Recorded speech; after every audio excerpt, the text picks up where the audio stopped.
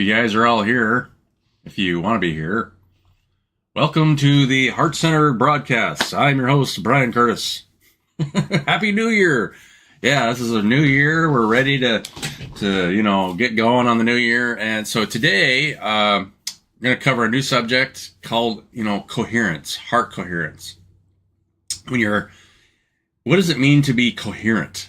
Well, when, if somebody comes up to us and say, hey, you're incoherent, it means that you're not aware of what's going on.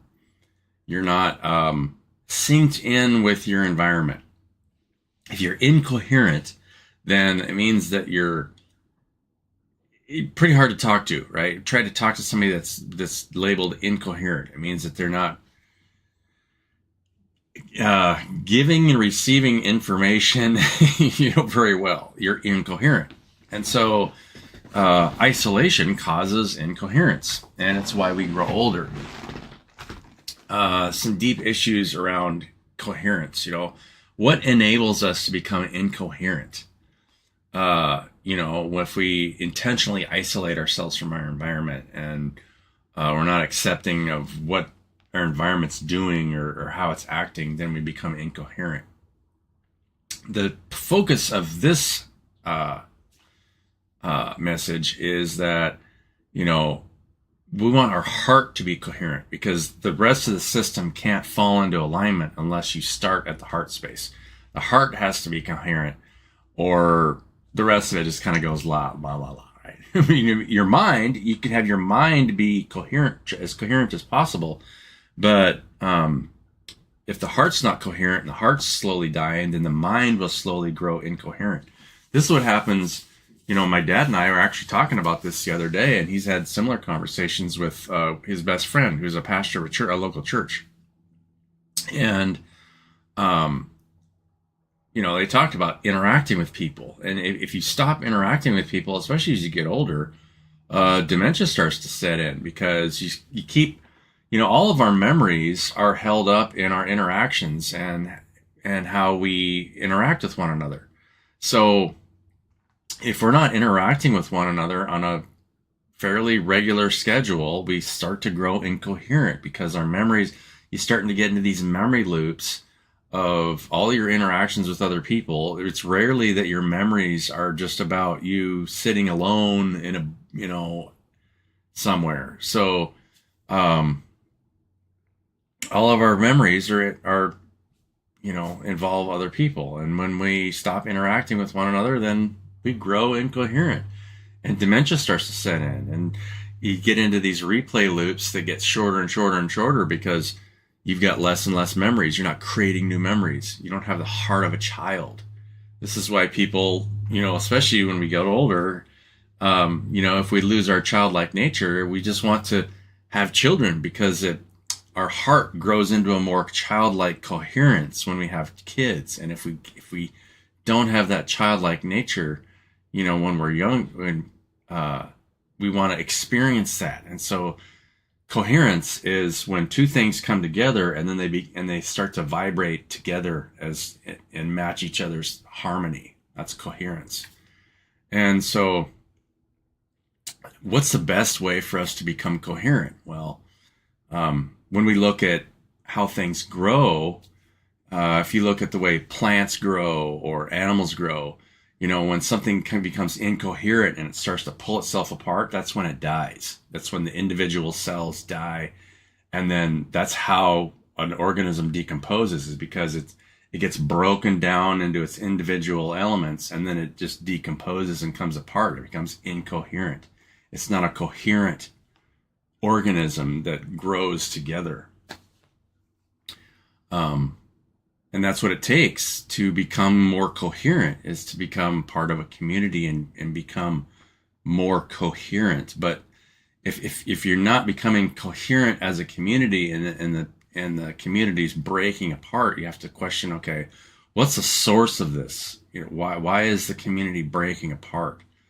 And primarily in our society, it's caused by seeking external things, aka money, houses, things. But as you grow older, we live in a society that allows you to become more incoherent. It actually promotes incoherence. it doesn't promote coherence because there's no, uh, in order to be coherent, you have to have some form of equality and not judge the state of growth within that system. Right now, in many ways, we judge growth at a certain stage. And because we judge growth, we create this hierarchical order that creates incoherence. It can never be coherent because if you create levels of knowledge that you value as a community and then you place someone's external value according to that, you're just creating levels of incoherence.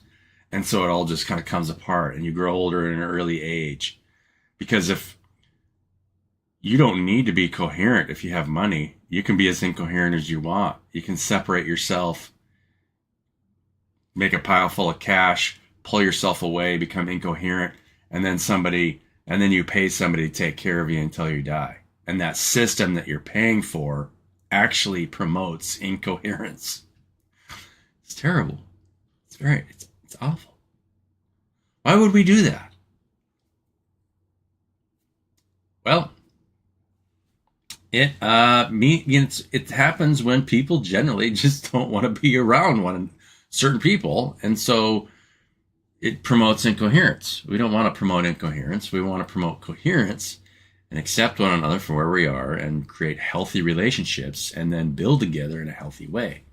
So how does our bodies, when you think about, okay, well, if we want to create healthy coherence, how does our body think about how your body starts to grow and the roots of how your body grows? The DNA strand is a coherent circuit. That is the building blocks of a healthy body. When your body becomes incoherent, then those building blocks break apart.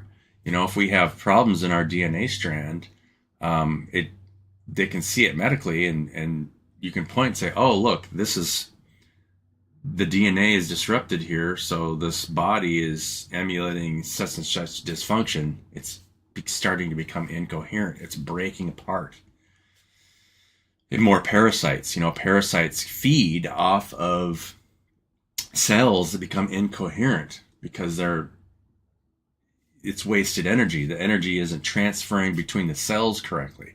And so incoherence causes a lot of health issues internally in the body. So the last thing we want to do is become incoherent or internally conflicted. Yeah. It's, so I can give you guys an example. I recently went through this a lot with my dad. In the health systems that we have nowadays. When I first took, just a short example, when I first took my dad into the hospital just recently, he had low sodium and an infection. And so for about 3 days, he was falling down, primarily because of the low sodium. Because when you have low salt or low sodium in your system, it makes you really unstable. Your mental faculties aren't there. Your body's not firing electromagnetically correctly.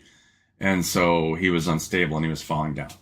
Well, so he was a little bit scraped up when I took him to the hospital. And after a week in the hospital, they tagged him as a fall risk. When he got his sodium and his infection was under control again, he really wasn't a fall risk anymore because he knew how to walk. He'd never been using a walker. He never used a wheelchair. So all he really needed to do was get his strength back. But because they put that fall risk and they were afraid of him falling, they never let him walk for himself in the hospital. And he was there he was in the hospital for a week, and then he was in a rehab center for 2.5 weeks. And they never let him walk for himself.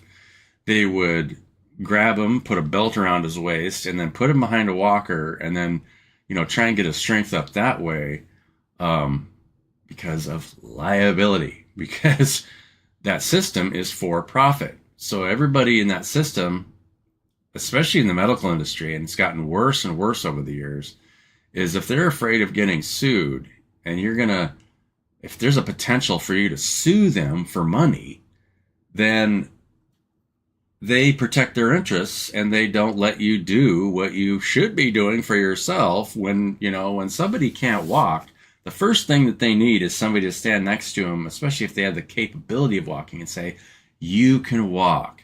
There's nothing wrong with your ability to walk, and just stand there with them and trying to embed that trust in them to make sure that they trust themselves that they can walk. If you don't do that, if you put words of fear in them, then they will believe that they can't walk anymore.